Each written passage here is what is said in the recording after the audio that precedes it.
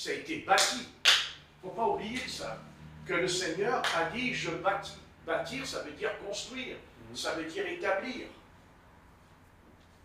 Mais si la construction, si la construction n'a pas de fondement, bien sûr, elle a eu un fondement, heureusement, on ne serait pas là, en cet instant. Mais le bâtiment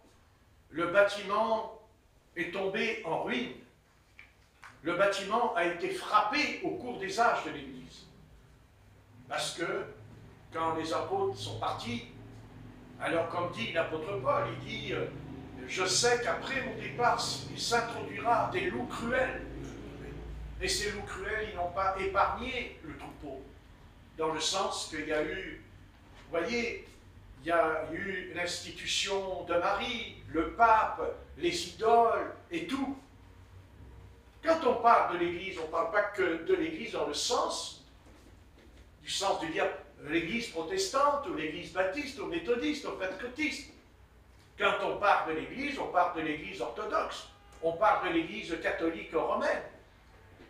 C'est-à-dire que les choses qui ont été faussées après le départ des apôtres, ce n'est pas l'Église protestante, ce n'est pas les Églises baptistes, non, c'est après, quand les apôtres sont partis, est venue, non pas une autre Église. Quand on dit, il y aurait deux Églises sur la terre, la vraie et la fausse Église. Mais le Seigneur Jésus nous dit, non. Le Seigneur s'adresse à l'Église orthodoxe, il s'adresse à l'Église catholique. Mais il s'adresse surtout à l'Église catholique. Parce qu'elle est Babylone, parce qu'elle est la porte de la confusion, parce que c'est par elle, c'est au travers de elle qu'est venue la terrible confusion. C'est elle qui est coupable. C'est elle qui aura des comptes à rendre dans l'Apocalypse. C'est écrit dans l'Apocalypse que Dieu va lui demander des comptes. Mais quand Dieu dit l'Église, il ne veut pas dire par là l'Église catholique, l'Église protestante, non, l'Église, c'est toute l'Église. Car l'Église catholique est concernée. Elle est concernée quand j'ai prié. Elle est concernée au niveau de la doctrine apostolique. Il n'est pas question de la mettre de côté. Il n'est pas question, c'est ce que Satan voudrait. Satan, il dit non. Je la mets de côté. Vous êtes à part. Vous êtes différents, mais Dieu dira non, c'est l'Église. C'est l'Église. Oh, mais oui, mais c'est faux. Oui, non, ce sont des faux apôtres, des faux prophètes qui se sont introduits dans l'Église et qui ont faussé l'Église. Mais ça ne veut pas dire que les chrétiens catholiques romains, ça ne veut pas dire que le Seigneur les rejette. Est-ce qu'on peut les accuser? Est-ce qu'ils sont coupables? Non. Non, parce qu'on les a enseignés comme ça tout petits. Tout petits, on les a enseignés comme ça. Qui est-ce qui sont coupables? Ceux qui dirigent. C'est ceux qui conduisent qui sont coupables. Pourquoi? Pourquoi? Mais parce que eux, du moment qu'ils enseignent, du moment qu'ils prêchent, ils ont donc une responsabilité. Et cette responsabilité, c'est quoi? C'est de chercher la vérité. De rechercher la vérité. Donc ils ont une possibilité. L'Église catholique romaine, elle peut avoir la vérité parce que nous existons. Parce que nous existons. Et que pourquoi nous sommes chrétiens comme eux? Mais pourquoi nous n'avons pas la même nature, n'avons pas les mêmes choses qu'eux? On est croyant et on n'adore pas Marie pour autant. On est croyant et on ne prie pas les saints pour autant. Mais on est croyant. Parce que le centre de l'Église, le centre de la vérité, c'est la foi. C'est la foi. Et vous aurez des chrétiens catholiques romains, ils ont la foi aussi en Christ. Les protestants, ils ont aussi la foi en Christ. Et je continue. Donc Jésus-Christ n'a pas rejeté le peuple catholique, il n'a pas rejeté le peuple protestant. Dieu ne rejette personne. Pourquoi? Mais parce qu'il y a deux forces. Il y a deux forces qui s'affrontent dans l'Église, pas à l'extérieur de l'Église. L'extérieur de l'Église, le combat se situe au niveau de l'évangélisation, oui. Mais au sujet de l'Église apostolique, c'est à l'intérieur que ça se passe. Donc, qu'est-ce qui peut sauver l'Église? Qu'est-ce qui peut sauver l'Église? Donc, on va laisser tomber. Enfin, on va laisser tomber. C'est pas facile. Parce que c'est rentré dans notre culture. Tout à l'heure, on a expliqué la culture, l'éducation. Tout ça, il faut en tenir compte.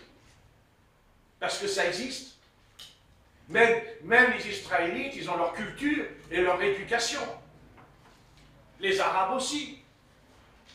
Mais puisque le monde est dirigé par un prince, le monde est dirigé par un être infâme, le monde est dirigé par un être qui est mauvais. Il est mauvais, il est tellement mauvais que c'est un tueur, c'est un criminel. Il est tellement mauvais qu'il viole même les petits-enfants sexuellement. Il est pourri à l'intérieur. Même le peuple d'Israël ne peut pas s'opposer à lui. Mais le seul peuple qui peut s'opposer à Satan, le seul peuple qui peut faire la guerre aux puissances des ténèbres et les vaincre, car il ne s'agit pas de faire la guerre et être vaincu, il s'agit de faire la guerre parce qu'on va achever l'œuvre du Seigneur. Et l'œuvre du Seigneur, qu'on le veuille ou non, c'est pas Israël. Non. Non. C'est pas le sens d'Israël comme ils le disent. Que Jérusalem sera la capitale, oui, bien sûr, mais attention, c'est la nouvelle Jérusalem qui va régner dans Jérusalem terrestre. Parce que si c'est le terrestre qui règne, ah ben alors, ça ne sert plus à rien. Le règne du Seigneur, il n'est pas terrestre, il est céleste. Il vient de l'au-delà. D'ailleurs, la terre sera gouvernée par des anges, d'après la Bible, mais aussi par des fils de Dieu. Par les fils de Dieu. Amen. Vous comprenez? Quand Jésus-Christ nous a sauvés, nous avons toujours en nous cette façon de voir, oui, je suis sauvé parce que je vais aller au paradis. Je suis sauvé parce que je vais aller au ciel. Oui, en attendant, on va aller dans le paradis. Mais en vérité, c'est pas ça la vérité. La vérité, c'est que je vais dans le paradis parce que c'est un temps, parce que j'attends quoi? J'attends que mon Seigneur y revient, mais il revient pour que je sois avec lui et que je vais descendre avec lui sur la terre pour gouverner la terre. Pour gouverner la terre. C'est ça l'Église. On a enseigné que l'Église, elle disparaît. Quand Christ revient chercher l'Église, elle reste là-haut, elle reste dans le ciel, et oui, elle va planer, là, comme ça, au milieu des nuées. Non, l'Église, elle revient avec Jésus-Christ pour régner, pour gouverner. C'est ça, la réalité. Mais le Seigneur, lui, il nous forme. Avant que ces choses arrivent, le Seigneur, il nous forme. Parce que s'il a bâti son Église, il n'a pas bâti dans le ciel l'Église. Le Christ, il ne bâtit pas l'Église dans le paradis. Il a bâti l'Église sur la terre.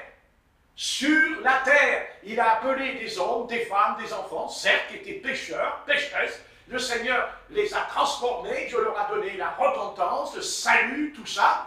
Et il les a aussi baptisés de l'Esprit afin de former un seul corps. Et dans ce corps, il ne peut pas y avoir de rétrograde, il ne peut pas y avoir de fausses doctrines, il ne peut pas y avoir de mensonges, parce que Jésus est la vérité. Mais cette vérité a été déformée. Elle a été déformée à la fin du 1er siècle de l'Église. Et oui, et cette déformation a continué. Vous comprenez? Ça a continué. Parce que les loups cruels sont entrés dans le troupeau. Mais le Seigneur n'a pas dit son dernier mot. Vous comprenez très bien. Satan a fait une démonstration. Il a fait une démonstration. Il en a fait une avec Israël et il a recommencé avec l'Église. Seulement là, il tombe sur un nœud. Il tombe sur un nœud. Parce que Jésus-Christ a dit, je bâtirai l'Église sur la terre. L'Église du Jésus-Christ n'est pas une dénomination, n'est pas une organisation. Non, ce n'est pas un système. Non, c'est la vie de Christ en nous. Parce que Dieu nous a baptisés du Saint-Esprit comme il avait baptisé dans l'Ancien Testament les prophètes, les rois et les sacrificateurs. Nous sommes loin. Tous, nous sommes loin. Amen. Et là où Dieu nous a mis, il y a sur nous l'onction de Dieu en nous. Mais parce qu'il y a aussi la vie. La vie, c'est ce que dit l'apôtre Paul dans Galates 2, verset 20. Ce n'est plus moi qui vis, mais c'est Christ qui vit en moi. Mais il ne faut pas non plus que nous restions un enfant. Si Christ vit en moi, je ne peux pas rester un enfant. Je dois devenir un fils. Il faut que je sois un fils. Parce que le Fils, parce que le Père Céleste confie au Fils la responsabilité de gouverner les affaires de son royaume. Et c'est ce qu'il dira à Jésus à 12 ans. Ne fallait-il pas que je m'occupe des affaires de mon Père? L'Église est capable de s'occuper des affaires de Dieu. L'Église a reçu ce mandat en elle. Vous savez ce que c'est qu'un mandat? C'est une commission. C'est une responsabilité. Dieu a donné à l'Église la responsabilité, la puissance de dire au monde, stop. Stop à quoi?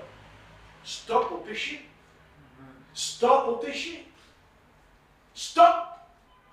Mais c'est pas stop avec des mots. C'est par une démonstration de l'Esprit.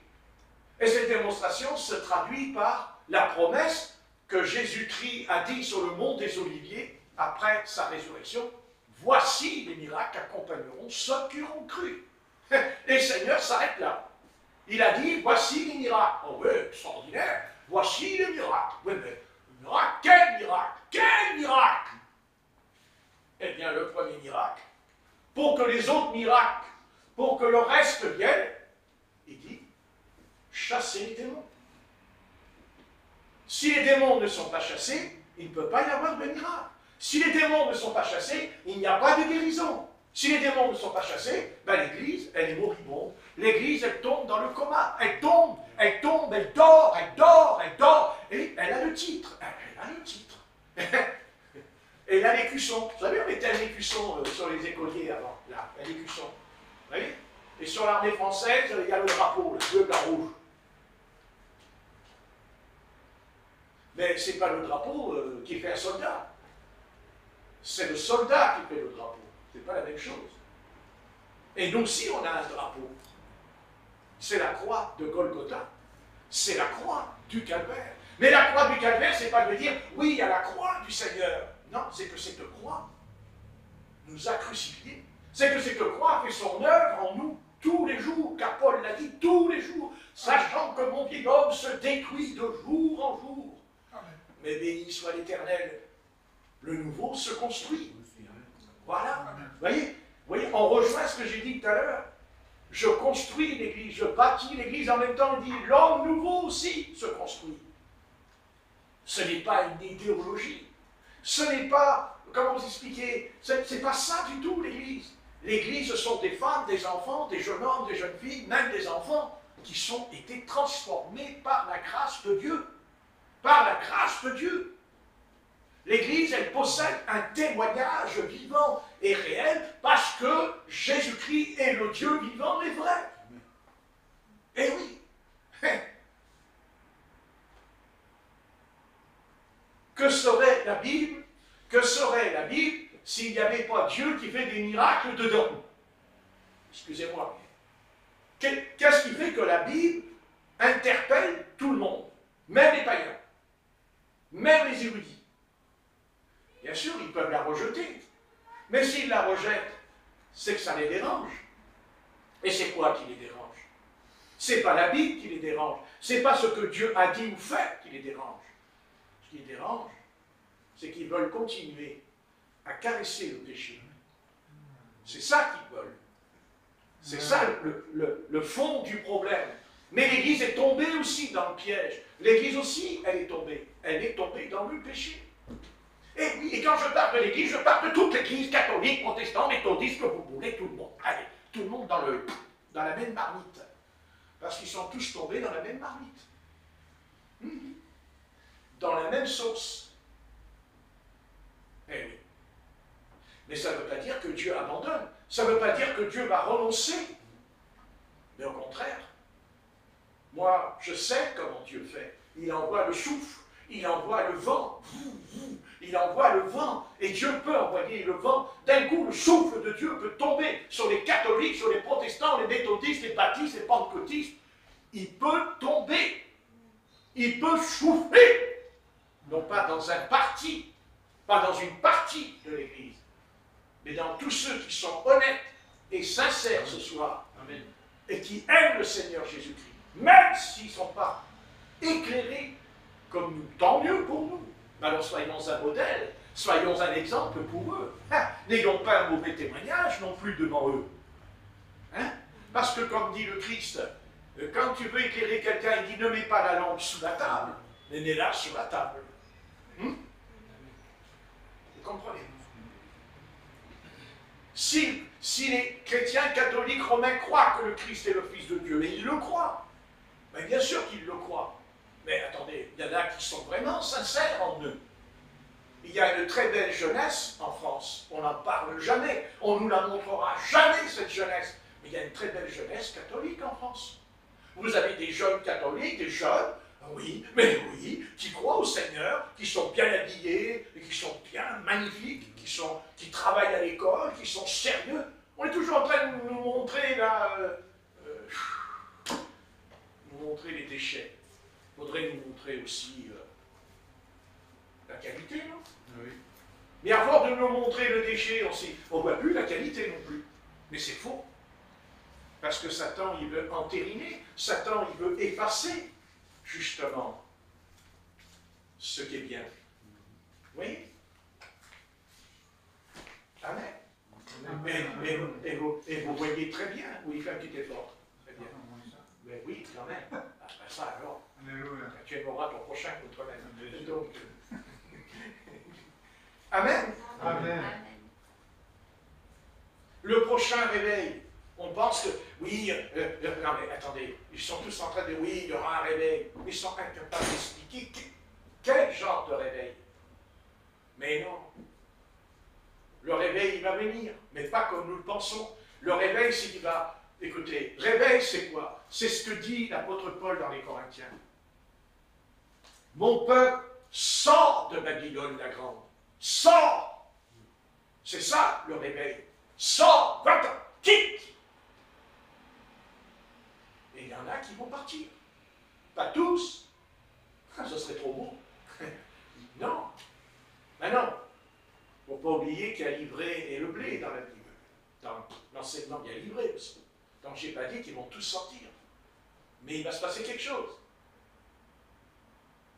Parce qu'à un moment donné, vous savez, quand on rentre dans une pièce et qu'il n'y a pas de lumière, on l'allume. C'est une question d'interrupteur. Donc il y aura un déclic. Mais ce déclic, il se fera. C'est-à-dire au travers des prémices. Car c'est ce que vous êtes. Vous êtes des prémices. C'est quoi les prémices? Ben, c'est comme l'amandier qui fleurit en hiver. C'est ça les prémices. Vous voyez? Et bien nous portons. Nous portons des choses apostoliques en nous. Autrement, on ne parlerait pas comme ça. On ne raisonnerait pas comme ça. Pourquoi on raisonne avec une telle clarté par rapport aux apôtres quand on prêche? Mais c'est parce qu'on est les prémices. Mais on peut aller plus loin. Mais ça peut aller jusqu'à Apocalypse 14. N'est-ce pas? où il est parlé de 144 000 qui ne s'appellent pas Israël, mais l'épouse. Oui, non, mais on peut aller loin. D'ailleurs, c'est curieux. Comment se fait-il qu'il y a 144 000 dans le peuple d'Israël? Et pourquoi dans Apocalypse 14? Ce n'est pas les Juifs, Apocalypse 14. Ce n'est pas les Juifs. Non, non, non, non, non, non. Ce n'est pas les Juifs. Lisez-le. Lisez-le ce soir, Apocalypse 14. Le nom de leur père est écrit sur le front. Ah! Ah, et c'est qui le nom de leur père qui est écrit sur le front, le nom? Mais c'est le Seigneur Jésus. Eh bien, eh oui, eh oui, eh oui. C'est comme ça qu'on a été baptisé, non? Dans ce nom-là. Donc là aussi, ça prête à beaucoup de réflexions, les 144 000 dans Apocalypse 14 qui se tiennent sur la montagne. Qui chantent un cantique nouveau. Ça ne veut pas dire qu'on va aller dans le ciel et qu'on va aller sur une montagne. C'est pas ça du tout. C'est un symbole. Ça veut dire que il y aura dans l'Église un groupe, jusqu'à 144 000, un groupe qui aura un certain niveau de spiritualité, un certain niveau, comme il y aura un certain niveau dans le peuple d'Israël, puisqu'il y aura aussi 144 000, 6 000 de chaque tribu. Ben oui. Ben oui.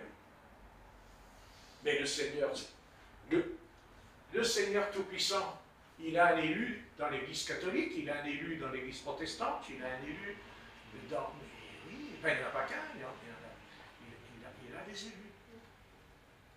Et ils sortiront. Parce qu'ils ne peuvent pas rester et être élus.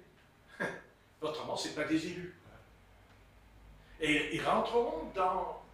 Ils rejoindront les prémices. C'est-à-dire l'amandier fleurit avant l'hiver. On dit, ah, le printemps arrive. Quand on voit l'amandier, on dit, c'est le printemps, et l'amandier ne fleurit pas au mois de mars, au mois de février. Au mois de février, il est tout blanc. Il y en a un là chez moi au fond, je le regarde toujours l'hiver, quand il fleurit. Je dis, ça y est. Il y a le froid qui va s'en aller. Remarquez, s'il savait qu'il allait avoir la canicule. Tu as un amandier. Eh oui. Tu as un prémisse. Tu es prémisse. Eh oui. Eh oui. Vous le saviez, je pense, que vous étiez les prémices. Amen. Hein? Amen. Eh oui. Alors on n'est pas là pour juger. On n'est pas là pour juger, on est là pour porter le fruit, pour fleurir. Mais est-ce que l'amandier peut grandir tout seul? Non. Non, parce qu'il y a le printemps qui arrive et les autres arbres, ils vont fleurir comme l'amandier. Mais c'est par rapport au temps. Vous voyez, le temps. Hein? Il y a un retard. Il y a un retard. Mais dans ce retard, ça ne veut pas dire qu'ils ne vont pas fleurir comme l'amandier. Mais ils vont fleurir parce qu'ils ont un modèle. Ils vont fleurir parce qu'il y a un exemple. Ils vont fleurir parce qu'ils sont un signe avant-coureur.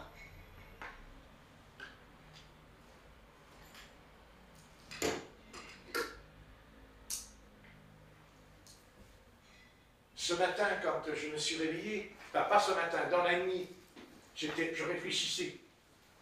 Je disais, Seigneur, j'aimerais bien savoir quel ministère j'ai. J'aimerais savoir quel genre de ministère j'ai. Pasteur, non. Prophète, ah non. Ah, j'en veux pas. Ah, j'en veux pas. J'en veux pas. Oh, j'en veux pas. Oh non, mais pourquoi tu veux pas? Oh là là. Ah, moi, j'ai pas envie d'être prophète, moi. Ah non. Ah, j'ai pas envie. Non. Oh non, c'est trop gros. C'est trop gros. Moi, j'ai pas envie d'être prophète, j'ai pas envie d'avoir des visions. J'ai pas envie de voir ce qui va arriver. Je vais pas dormir de la nuit, moi, après. Moi, je veux dormir. Alors, ceux qui se disent prophètes, faut qu'ils arrêtent 2 minutes. Dieu m'a dit, Dieu m'a... Non, oh, faut arrêter, arrête. Arrête de dire, Dieu t'a parlé, et Dieu, il t'a parlé, tout. Il t'a même parlé quand tu meurs. Tu meurs, il te parle, et tu reviens pour dire que ce qui t'est arrivé quand tu meurs. Et tu connais l'avenir. Mais Dieu n'a pas besoin de nous révéler l'avenir. parce que Dieu nous a laissé la Bible, et que la Bible nous suffit humblement pour savoir ce qui va se passer. On n'a qu'à lire Matthieu 24. On n'a pas besoin des... Il y a plein de prophètes, ils n'arrêtent pas. Le prophète il a dit, le prophète il a vu ça, le prophète ici. Ouh, il y a plein de prophètes en ce moment. Mais il n'y a pas de réveil. Il n'y a pas de prophète, il y a plein de prophètes, mais il n'y a pas de réveil. Mais moi quand je lis la Bible, un seul prophète réveille Israël, à lui tout seul. Et là, il y a des centaines de prophètes partout dans le monde, et il n'y a pas de réveil. Mais un prophète, c'est un homme de réveil. Quand un prophète, il prophétise, d'abord, un prophète ne fait pas que de prophétiser. Un prophète, c'est celui qui te reprend. Il te reprend parce que tu es dévoilé. Dans ton péché, il te reprend. Un prophète, c'est pas le Seigneur m'a parlé, j'ai reçu, j'ai eu un songe, j'ai eu une vision. C'est marrant parce que 3 jours plus tard, tu remets la vidéo, il y a une autre vidéo, il a eu encore un songe, dis donc. Le gars, il a un songe tous les 3 jours. Putain, même Moïse, elle n'a pas fait autant. Ah bon? Alors ça, c'est incroyable, ça. Ah, les gars, ils ont des visions tous les jours, bientôt. Pétard de prophète, mais dis donc, ils doivent prier, quoi? Ils doivent prier jour et nuit dans la chambre pour avoir autant de visions. Mais quand ils parlent, il n'y a rien.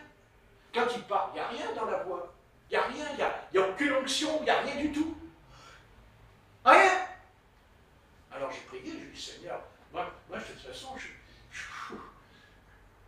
alors j'ai entendu. J'ai rien entendu. Ah oui, j'ai entendu. Quand tu te poses la question à Jean-Baptiste, quand tu poses la question, qui es-tu? Es-tu Élie? Es-tu Jérémie? Es-tu un prophète?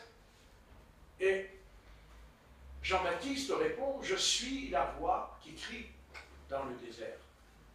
Je suis la voix qui crie dans le désert.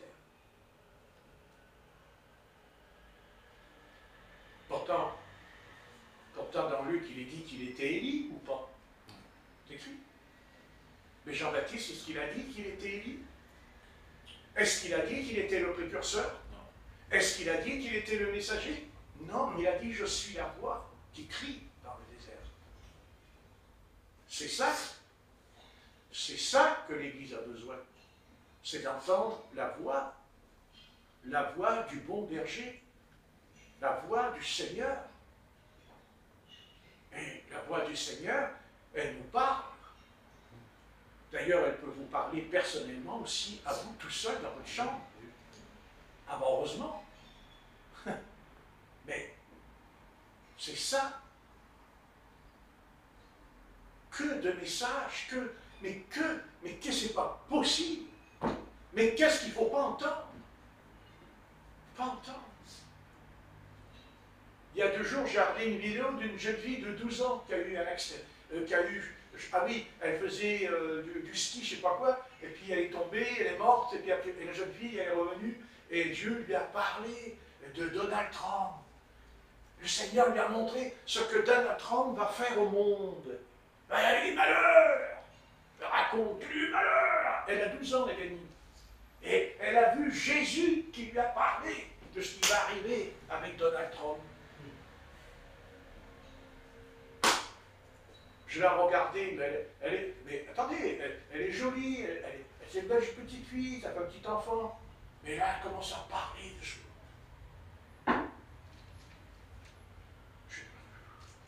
Mais je lui dirai, mais ma chère enfant, c'est faux tout ça. C'est Satan, ça. C'est Satan. C'est Satan, c'est un démon de séduction que tu as reçu. C'est faux. Jésus ne t'a jamais parlé de ça. C'est pas possible. Jésus n'a pas dit ça. Pas à un enfant de 12 ans. Pas à 12 ans. Non. Non. Si Jésus doit lui parler, il lui dira certainement de ne plus voir les garçons en cachette. De ne pas tomber avec des garçons. Il lui dira de ne plus fumer, de ne pas boire. Oui, mais pour lui expliquer ce que le président des États-Unis va faire. voyez, c'est triste. C'est triste. Bien sûr, ça se passe en Amérique, ça, pas en France, aux États-Unis. Et il y a d'autres vidéos comme ça, où les gens, ils meurent, ils reviennent, et le Seigneur leur a parlé. Le Seigneur leur a parlé. Mais non. Et vous savez ce qui est frappant chez eux? C'est que quand ils parlent, ils n'ont jamais la Bible à la main. Jamais. Ils ne citent aucun verset biblique quand ils prophétisent. Il n'y a pas de verset biblique. Aucun. Vous pouvez regarder. Si vous me dites qu'il y en a un qui apporte un verset biblique, alors là, il est fort. Il n'y aura pas. Il n'y a pas la parole. Il n'y a pas la parole. C'est de la séduction. C'est de la séduction. Le Seigneur, en tant que chef de l'Église, n'a pas besoin de nous raconter ce qui va... C'est pas ça qui est important. Ce qui est important, c'est est-ce que tu es prêt? Est-ce que tu es prêt? Est-ce que tu te prépares? C'est est-ce que tu marches avec le Seigneur tous les jours dans la sainteté, dans la sanctification? Est-ce que tu es mort à toi-même? Est-ce que tu renonces à ta vie? Est-ce que tu as quitté ton canapé? Est-ce que tu as quitté ton lit? Je parle spirituellement.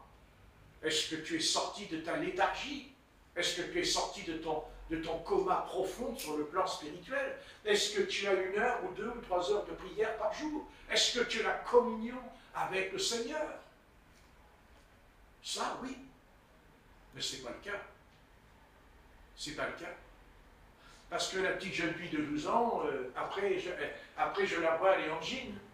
En jean serré, à 12 ans. On voit, elle est toute serrée à tout. On dirait presque une adulte. Maquillée. Et le Seigneur lui a parlé. Mais si le Seigneur lui a parlé, il va lui dire enlève ton peu de peinture qui est sur ton visage. Hein. Non mais, il faut quand même pas mettre la charrue devant les bœufs. D'accord. Et le Seigneur, bien sûr qu'il peut. Je n'ai pas dit qu'il ne peut pas se servir. Ce n'est pas la question. Le petit garçon qui a eu la prophétie l'autre jour que je vous ai expliqué, il n'est pas mort. Il n'est pas revenu, il n'était pas dans le coma. Il dormait, il s'est réveillé parce que le Seigneur, il lui a parlé. C'est autre chose. Mais il n'a pas été dans le paradis. Il n'a pas été, de toute façon, ils ne vont pas dans le paradis. Ils vont dans le séjour des morts. Il y en a qui ont même été en enfer. Ils sont en enfer, ils reviennent de l'enfer. Non mais attendez, on délire ou quoi? Seulement, vous voyez, ça, c'est sur YouTube. Et il y a des millions et des millions de personnes dans le monde entier qui regardent la vidéo. Et si peu qu'on peut tomber. Et alors, il y a le monde chrétien en ce moment qui est en train d'aller là-dedans. Tu as des milliers, enfin, des millions peut-être même, sans exagérer, des millions de chrétiens, baptistes, pentecôtistes, qui vont là-dedans maintenant. Je parle pas des anciens, de la nouvelle génération des jeunes. Vous vous rendez compte? Est-ce que vous vous rendez compte que Satan a attaqué cette église dès le départ? Il attaque cette église, mais il continue à l'attaquer.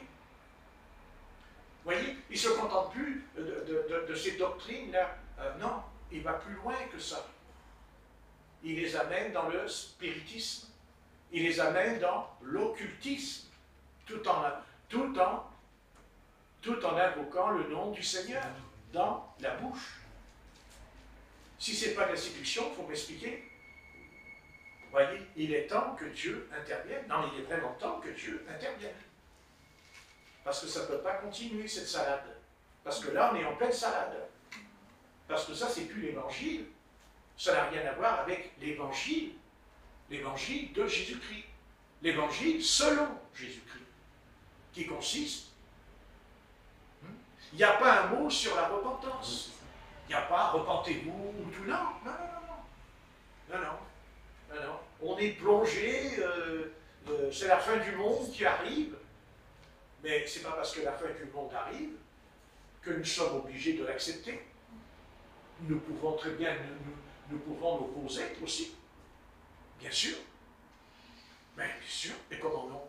Mais alors pourquoi Dieu sauve Israël quand Israël il prie et qu'ils vont être détruits, ils prient, ils sont sauvés? Amen. Ben alors à ce moment-là, alors à quoi ça sert de prier? Non, c'est pas comme ça que ça se passe. Il ne faut pas être des fatalistes. Hein. Parce que le fatalisme, il n'y a pas de Dieu. Amen. Non, non. Les choses de Dieu, c'est les causes à effet. C'est pas la même chose. Eh non, c'est pas la même chose. Il faut arrêter le fatalisme. Voilà. Et puis Satan, il aime bien nous raconter ce qu'il va faire. Ça lui plaît, là, de montrer ça à une jeune fille de 12 ans, ce que Satan va faire. Vous croyez que Jésus passe son temps à raconter des choses comme ça à une jeune fille de 12 ans qui est morte et qui revient à la vie? Tiens, c'est curieux ça. Donc ça veut dire qu'il faut être mort pour que Dieu nous parle. Intéressant ça. Là, on parle une doctrine là-dessus. C'est-à-dire qu'il faut que je meure. Alors à ce moment-là, j'ai qu'à me servir de la loi qu'ils ont votée en France. Je vais voir le docteur, je lui dis, docteur, si je veux mourir, voilà, le docteur dit, pourquoi lui mourir? Mais parce que je sais que Jésus va me parler. Oui, et même il va me faire revenir à la vie. Mais oui, mais tu te suicides, pourquoi tu veux revenir à la vie, puisque tu suicides? Oui, mais c'est pas pareil. Moi je suis chrétien, je suis chrétienne, je crois en Jésus, et moi je veux que Jésus me parle. Alors, il fait que je puisse avoir la piqûre, comme ça, je meurs, je vais voir, parce que ils voient Jésus. Non, mais eux, ils voient Jésus. Mais enfin, quand ils le voient, ils sont incapables de nous expliquer comment il est. Ah si, il y a une chose qui est frappante chez eux. Ils ressemblent exactement ils ont la même photo que Jésus, là, le star, avec les cheveux. Non, non, mais c'est quand même bizarre, quoi. C'est pareil. Exactement pareil. Ouais. Mais quand Jésus est dans l'Apocalypse, c'est pas ça du tout. Quand Jésus apparaît, c'est divin. C'est divin. C'est pas ce que nous croyons dans le sens qu'il y a une personne. Non, c'est la déité. Non, non, non, non. C'est la théophanie. Pas pareil. Ouais. Vous voyez? Et dans tout cela, où sont les parents? Où sont les parents pour la petite fille de 12 ans? Elle a 12 ans. Où est le pasteur? Quel genre de pasteur est là dans son église? Parce que si elle fait ça, c'est que le pasteur lui donne l'autorisation. Bien sûr.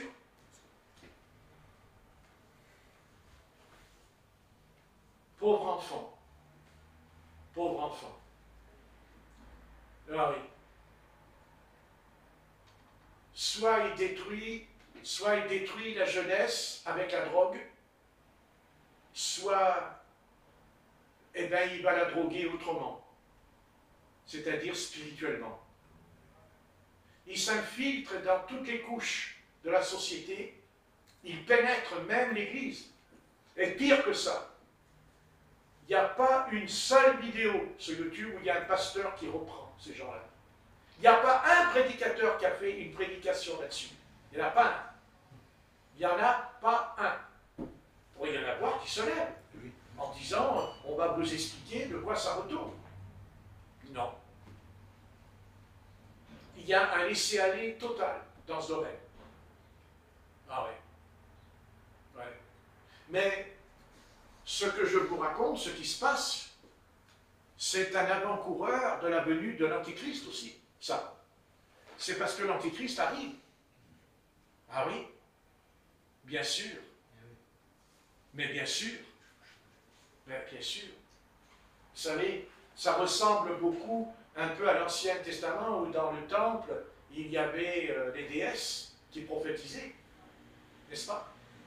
Ah oui. Ouais. Déjà, comment une jeune fille qui se dit au Seigneur, qu'elle a vu le Seigneur, elle se permet de parler comme ça à 12 ans sur YouTube, faire une vidéo à 12 ans. Elle devrait plutôt être à l'école, elle devrait plutôt travailler sur ses cahiers, avoir des bons... Enfin, je ne sais pas, c'est peut-être là sa place, et non pas dans ces choses.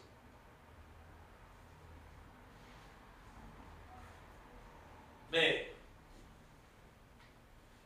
elle a 12 ans, la gamine. Jusqu'à maintenant, ça a été quand même des femmes qui avaient 20 ans, 30 ans, 50 ans, qui nous parlaient comme ça.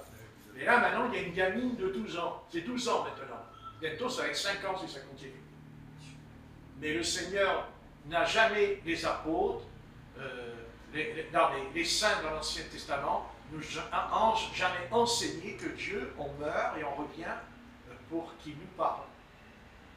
Ça n'existe pas, ni chez les prophètes, ni chez les apôtres.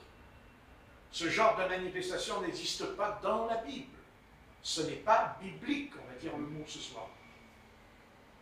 Alors, si ça vous arrive de tomber dessus, eh bien, je vous conseille de faire très attention.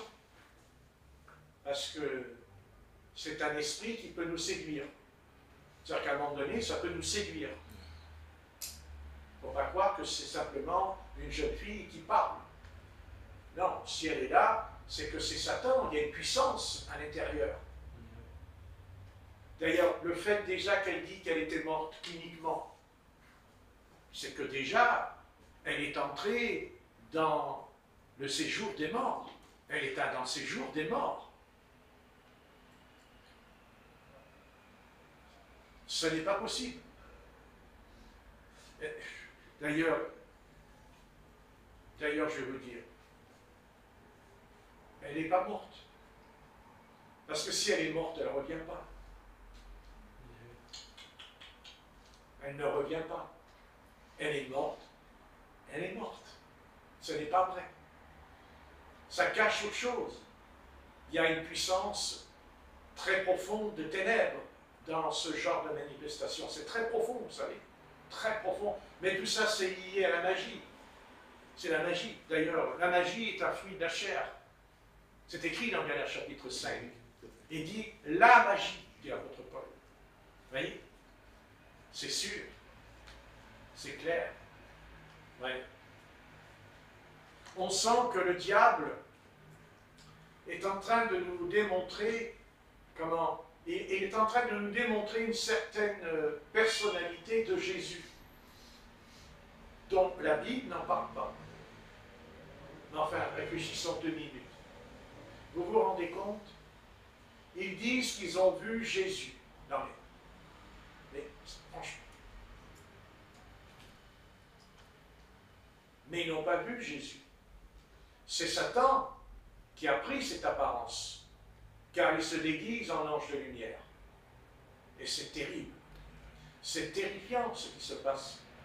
Parce que ces âmes-là, elles vont mourir aussi quand même pour de bon. Non, mais elles vont vraiment mourir aussi. Mais quelle sera leur déception? Quel sera le choc en arrivant de l'autre côté? Ah. Remercions le Seigneur. Non, mais remercions-le de ce que nous ne sommes pas tombés là-dedans. Que nous ne sommes pas tombés là-dedans. Vous savez, ça n'a jamais existé, ça. Moi, j'ai grandi dans le christianisme depuis l'âge de 17 ans et demi, j'en ai bientôt 73, mais jamais j'ai entendu un truc pareil. Que les âmes, elles meurent, elles vont dans le paradis, ou elles vont en enfer, elles reviennent et ils ont vu Jésus, Jésus leur a parlé de ce qui va arriver. On n'a pas... Je veux dire, ce n'est pas vrai. Parce qu'on sait ce que le Seigneur nous a dit. C'est écrit dans Matthieu 24. Il n'a pas besoin de faire ça, c'est écrit dans Matthieu 24. C'est remettre en question ce qui est écrit dans ce livre, la Bible. C'est-à-dire, je ne me confie plus dans la Bible, je me confie dans ce que raconte cette âme. Et je m'éloigne. C'est-à-dire, je n'ai même plus besoin de lire la Bible. J'ai la réponse, Jésus m'a parlé. Mais Jésus n'a pas besoin de parler, il a déjà parlé. Je veux dire, il n'a pas seulement parlé, mais il a écrit. C'est écrit, on le sait, c'est écrit là. Pourquoi voulez-vous que Dieu fasse ça? Puisque c'est écrit. C'est pas possible. Qu'on ne va rien rajouter. Mais voilà, c'est ça. Voilà. Il n'y a rien à rajouter ou à retrancher. C'est pas clair. Ce n'est pas clair. Et puis, vous savez, si le Seigneur veut nous parler, vous croyez qu'il ne prépare pas d'abord la personne? Vous savez, il faut la préparer, la personne, pour, comme ça, pour rencontrer une telle expérience.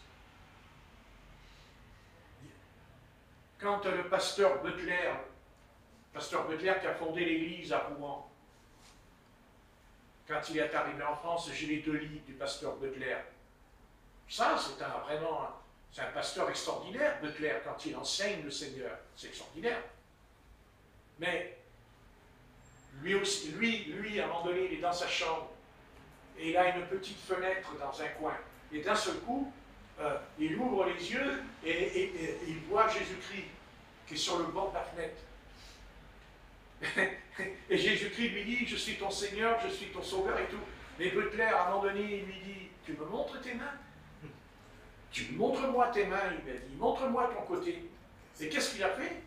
Jésus-Christ, tu sais ce qu'il a fait? Il a disparu comme un éclair de la fenêtre. Je veux dire, les choses sont claires. Les choses sont claires. Quand Thomas, il doute, qu'est-ce qu'il lui dit, le Seigneur, dans son doute? Il dit, mets ta main là, mets ta main là. Et qu'est-ce qu'il fait Thomas? Il tombe et dit, Seigneur est mon Dieu. Vous voyez, je veux dire? Dieu nous parle dans l'au-delà et il nous fait revenir. Mais ça, c'est du spiritisme. Non, mais ça, c'est des sciences occultes. C'est occulte, cette histoire. C'est diabolique. Ben oui. Et pire que cela, quand je la regardais, cette jeune fille de 12 ans, j'ai dit, mais ma fille, tu es possédée. Tu es possédée, je l'ai vu, moi. Elle est possédée, je le sais, moi. C'est mon ministère, je le sais, ça. Elle est possédée par un démon. Mais elle ne le sait pas qu'elle est possédée. Elle ne le sait pas. Parce que l'adversaire va bien s'en garder de lui dire qu'elle est possédée. Et aller délivrer des gens comme ça, vous vous rendez compte, pour délivrer ce genre de personnes, il faut d'abord arriver à leur faire accepter que c'est faux. Il faut les amener à accepter que c'est faux. Là, elles seront délivrées. Là, elles seront délivrées. Que si elles admettent.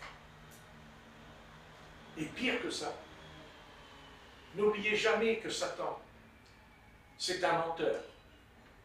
Et que ça peut être aussi un mensonge qu'ils racontent. Eux, ils mentent peut-être.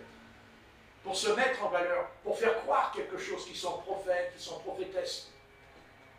Il y a ça aussi qu'il faut envisager avec ces armes. Hein? C'est ça aussi, il faut faire attention. Car Satan est un menteur. Parce que les menteurs, c'est pas seulement menteurs. Ceux qui mentent, ça a un nom d'ailleurs. Hein? Ça a un nom. Ceux qui mettent le feu, c'est les pyromanes. Mythomane. Eux, c'est des mythomanes. Car ça peut être aussi un mythomane. Mais oui, ben si, ça existe. C'est-à-dire qu'ils croient qu'ils racontent qu'ils ont été dans le séjour des morts. Ils croient qu'ils l'ont vraiment vécu. Ah, oui. Ils ont reçu un don, quoi. Hein? Ou qu'ils ont reçu quelque chose, un don. Oui, oui. Ben, ils sont convaincus que ce qui... Non, mais même dans le monde, il y a des gens qui font ça. Pas que... Faut pas croire, il y a des gens dans le monde qui racontent des trucs qu'ils n'ont jamais vécu, mais ils racontent tellement que tu crois que c'est... Et tu crois que c'est vrai. D'ailleurs, très souvent, les inspecteurs de police, on confond. Quand il y a un meurtre ou un crime, ils rencontrent des gens comme ça. Car ils sont capables de construire un scénario pour se justifier. Et des fois, ils tombent dans le panneau. Parce que c'est tellement vrai quand ils parlent. Et là, ça fait pareil. Mais non. Mais enfin, vous vous rendez compte? Non, mais est-ce que... D'abord, écoutez bien.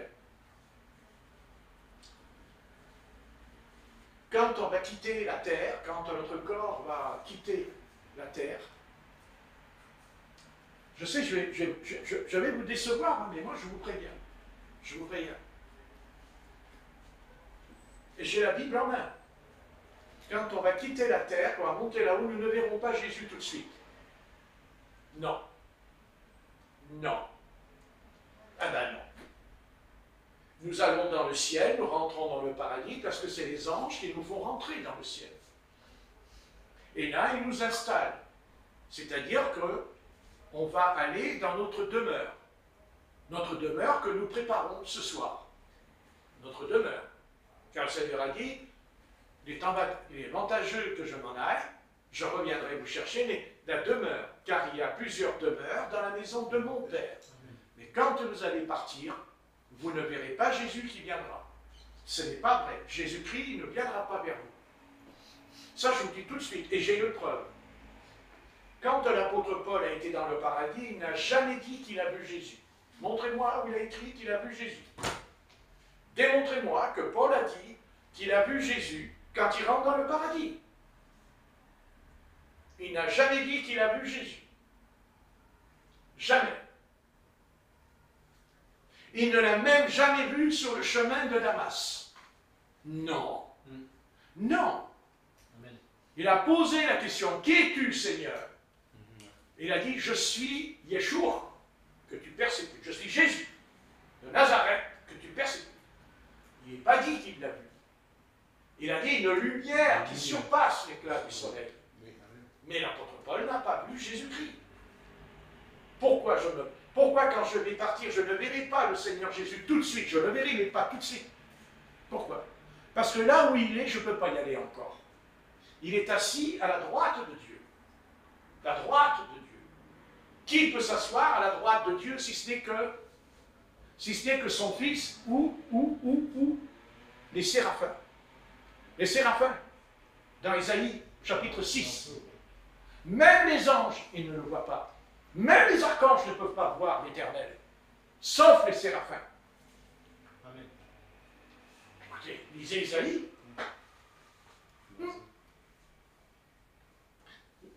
Jésus-Christ, on le verra. Bien sûr qu'on le verra. Bien sûr. Bien sûr, bien sûr. Je vais vous dire quand est-ce qu'on le verra. Et on le verra, mais pas quand vous allez partir. Vous ne le verrez pas tout de suite. Le Seigneur, il va vous mettre dans votre demeure. Vous aurez une demeure. Une demeure, un endroit où il y a la félicité, le bonheur, la joie, la paix extraordinaire. Votre âme sera dans un bonheur éternel extraordinaire. Mais Seigneur Jésus-Christ, vous ne le verrez pas. En tout cas, pas quand vous allez rentrer dans le paradis. Ça, ce n'est pas vrai. D'ailleurs, quand on s'en va, Jésus n'a jamais dit qu'il était là. Il a dit qu'on va en face d'une porte. On va vers une porte. Soit la porte est étroite, soit la porte est large. Bien sûr. Bien sûr, bien sûr, bien sûr. C'est très bien de mentir. C'est très beau mensonge qu'il y a aujourd'hui. Non, l'apôtre Paul n'a jamais vu Jésus-Christ de Nazareth dans le paradis. Il a été dans le paradis. Paul est entré dans le paradis. Il n'a pas dit « j'ai vu Jésus ». Il a dit « j'ai entendu des paroles et des fables ». Mais il n'a pas vu. Il aurait dit « j'ai vu Jésus ». Il ne l'a pas vu parce que ce n'est pas vrai. Parce que ce n'est pas biblique. C'est pas vrai. Vous ne verrez pas Jésus quand vous allez mourir. Vous le verrez, mais pas dans ce temps-là. Pas à ce moment-là. Et quand est-ce que nous le verrons? Ah, ça c'est intéressant. Bien sûr que nous le verrons. Et j'ai jamais dit le contraire, parce que c'est dans l'Apocalypse. Premièrement, on doit aller au tribunal. Amen. Ah, oui. C'est pas parce que tu es sauvé que tu ne vas pas aller au tribunal. Ah non. Et le tribunal de Christ, ce n'est pas pour les païens. C'est pour ses enfants. Ensuite, là, nous le verrons. Pourquoi? Parce que nous allons aller dans une pièce qui s'appelle les noces de l'agneau. Il dit qu'on rentrera dans cette pièce, on sera assis. Alors par contre, là, on verra Abraham, Isaac et Jacob. C'est ce que le maître a dit. Pas moi, c'est ce que le maître a dit, là, dans ce livre. Et la Bible dit que Jésus entra dans la salle. Jésus entre dans la salle des noces pour manger avec son épouse. Le repas d'épouse. Vous voyez? Donc c'est pas vrai. Non. Et non. Vous entendrez la voix du Seigneur, bien sûr. Et le Seigneur nous dira, tu vas aller là en attendant. Voilà, tu as ta place. Et tu attendras les événements. Événements qui sont décrits dans l'Apocalypse. Pourquoi? On va rajouter à l'Apocalypse ce que le maître n'a pas dit. Ah, vous êtes déçus? Moi, je ne suis pas déçu. Moi, je ne suis pas déçu. Pas du tout. Du tout. Moi, je serais déçu si je ne suis pas sauvé, par contre. Si je suis perdu. Là, je suis déçu. Là, oui. Là, oui. Là, oui.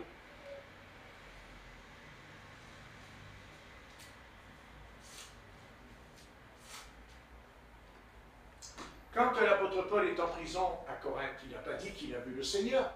Il a entendu la voix du Seigneur, qui lui a dit, reste à Corinthe, car j'ai un peuple nombreux dans la cité. Ben, relisez-le. Le Seigneur lui a parlé. Amen. Comme à nous, le Seigneur nous parle. Par le Esprit Saint, on nous parle. Parce que chaque fois que le Seigneur nous parle, alors il y a Jésus-Christ qui va apparaître, on va le voir. Oui, on va le voir. Bien sûr. C'est pas comme ça que ça se passe. Jésus-Christ est assis à la droite de Dieu, dit la Bible. Et la droite de Dieu, c'est où? C'est le trône. Le trône. Et personne ne s'approche de ce trône. Personne. Sauf les séraphins. Et son fils. Son fils unique est assis à sa droite. Et nous, on va aller... Je sais. Eh oui, je sais. Qu'est-ce que vous voulez? Eh ouais, ça déçoit, hein? Ah ouais. Ah, j'ai plus la foi, c'est fini, j'ai plus la foi ce soir. Non, mais justement, au contraire, j'ai la foi. J'ai la foi. Eh oui. Parce que je le vois ou que je ne le vois pas, mon Seigneur, j'ai toujours confiance en lui. Hein. J'ai confiance en lui. Hein. Je n'ai pas besoin de le voir pour croire en lui. Hein. Car c'est écrit, on croit sans voir, dit l'apôtre Pierre. Parce qu'il est le Dieu invisible. Mais on le verra. Je n'ai pas dit qu'on ne le verra pas. Ne me faites pas dire ce que je n'ai pas dit. Hein. Je dis que quand on va quitter la terre, quand notre âme va sortir du corps pour aller dans le paradis, et ça c'est certain, c'est biblique, c'est la Bible, il n'y a pas de problème. Il n'y a pas de problème. Mais tu ne verras pas Jésus de Nazareth. Tu ne le verras pas encore. Non. Car il nous le dit. Il faut encore attendre. Et on attendra. Mais dans la paix, dans la joie. Et non pas en enfer. Très bien. Comprenez? Donc, les petites visions là, qu'ils ont vu Jésus tous, là, parce qu'ils ont tous vu Jésus. Là. Il n'y en a pas un qui t'a dit qu'il n'a pas vu Jésus. Hein. Écoutez-les, j'ai vu Jésus. Ah ouais. Ah, dis donc. Ah ouais. Ah ben dis donc, il y en a du monde qui voit Jésus, mais dans le ciel, pas sur la terre. C'est sûr. Mais quand ils reviennent,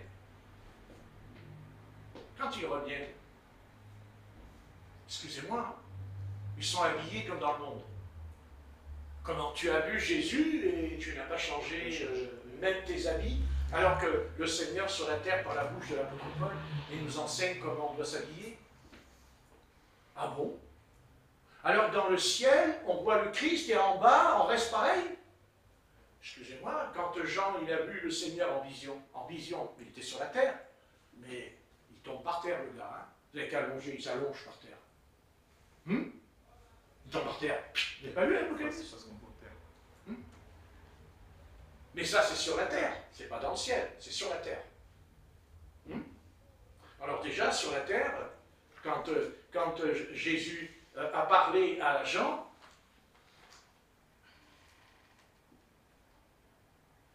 il va par terre. C'est sûr. C'est sûr. À tel point qu'il a fallu un ange qui vienne le relever. Vous voyez? Bon. Mais si sur la terre, je vois Jésus, admettons que je vois le Seigneur sur la terre, en vision, je parle en vision, c'est pas Jésus qui est descendu vers l'apôtre Jean, hein, non, Jésus n'est pas revenu là. Ah non, il a une vision. C'est pas pareil, une vision. C'est différent. Mais ils tombent à genoux, ils tombent par terre. Et eux, ils sont morts, ils ne tombent pas par terre, ils reviennent et ils sont intacts. Mais où est l'humilité?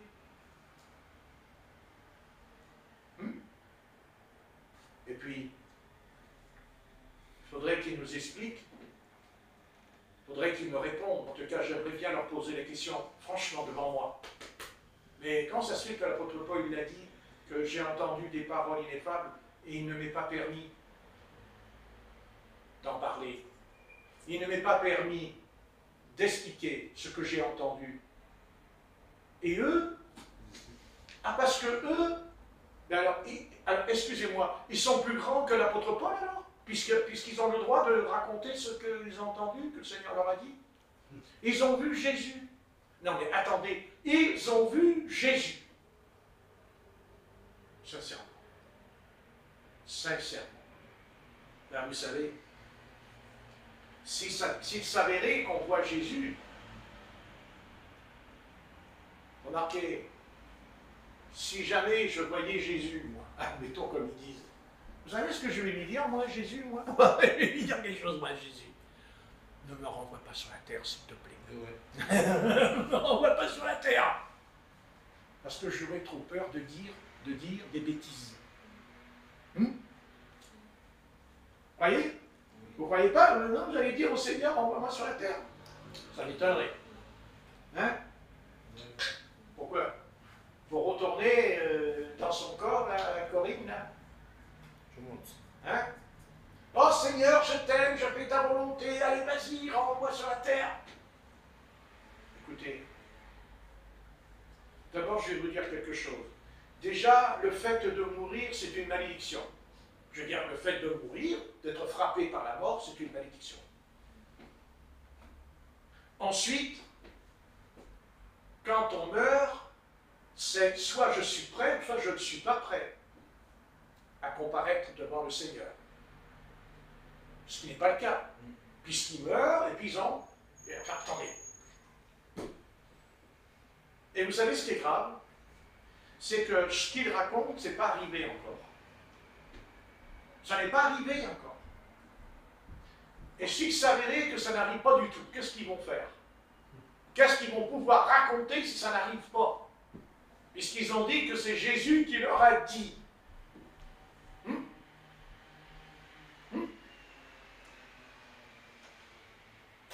Et s'il s'avérait, admettons que le président de la République, eh bien d'un seul coup, il y a une crise cardiaque, il y a un AVC, il s'en va. Qu'est-ce qu'ils vont raconter? Comment ils vont se justifier de ce qu'il va faire, puisqu'il s'en va?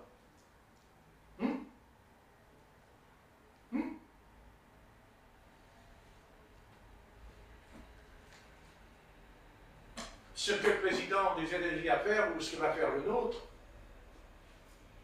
c'est Satan qui nous dit, mais pas le Christ. C'est Satan qui dit ça. Mais bien sûr, parce que c'est son œuvre, à lui. Et qu'il est en train de se glorifier, dans un sens. Vous voyez? Parce que, après tout, n'a-t-il pas envie de prendre la place du Seigneur aussi, celui-là? Ben, c'est ce qu'il fait. Parce que si c'est lui, il prend la place du Seigneur, dans le domaine de la prophétie. Mais la prophétie, l'esprit de prophétie, quand Dieu nous donne le don de prophétie, c'est pas quand je suis dans le ciel, c'est quand je suis sur la terre et que je suis dans l'église du Seigneur. C'est ce que dit 1 Corinthiens, chapitre 12. Aspirez au don des meilleurs, surtout à celui de la prophétie. Non. Bien.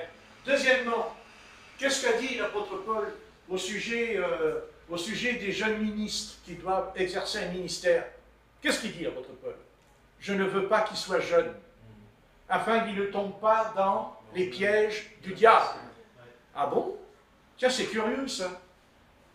L'apôtre Paul nous dit qu'il ne veut pas qu'un jeune enseigne. Enseigne. Ah bon? Et eux, à 12 ans, elle monte dans le ciel, elle voit Jésus-Christ qui lui enseigne, et puis elle revient sur la terre. Alors ça veut dire que l'apôtre Paul, c'est un menteur? Ça veut dire que ce qui est écrit dans ce livre, c'est pas vrai? C'est une invention? Ah bon? Je crois plutôt que ce qui est écrit dans ce livre, c'est pour nous prévenir, pour nous avertir justement de ce genre de manifestation qui est en train de se déployer. Vous voyez ce que je veux dire? Ce que Satan a commencé à faire avec l'Église, quand les apôtres sont partis dans le ciel, et que Paul lui dit, je sais qu'il y a des loups cruels qui n'épargneront pas le troupeau parce qu'ils vont s'introduire là. Ces loups-là, c'est eux. C'est l'esprit qui est en eux, qui a commencé avec l'Église de Rome, d'ailleurs entre nous. La jeune fille, je ne vous l'ai pas dit, elle est catholique romaine. On a compris. Non, mais on a compris, elle est catholique romaine. Mais on sait très bien, que les manifestations dans l'Église catholique romaine, parce que l'Église catholique romaine, elle est remplie de visions. Ils ont des visions. Ah oui, oui. Ouais. Ils voient même Marie, dis donc. Oh, incroyable, dis donc, ils voient Marie. Là, ils ne voient pas Jésus, là. Là, ils voient Marie, là. Donc, c'est pas Marie qui leur a parlé, c'est Jésus. Enfin, un jour, ils vont nous dire que c'est Marie qui leur a parlé, peut-être. On ne sait pas. Voyez. Quel est l'endroit, où c'était... Enfin, quel est, on va dire, l'étage? Parce que pour moi, l'Église, pour moi, elle est construite par des étages. Premier, troisième, quatrième. C'est ce que je veux dire. Et sincèrement, comment expliquer, quelle est l'Église de cet étage qui peut nous sortir ces trucs, si ce n'est que l'Église catholique romaine? N'est-ce pas? Elle est remplie de manifestations, hein, à Lourdes, Bernadette machin, là, que du truc. Quand c'est pas Marie, alors il y a Bernadette qui est venue ici. Tu vois, Non, mais c'est Bernadette Soubirous, elle a vu Marie. Et elle a vu Marie. Ah bah ouais.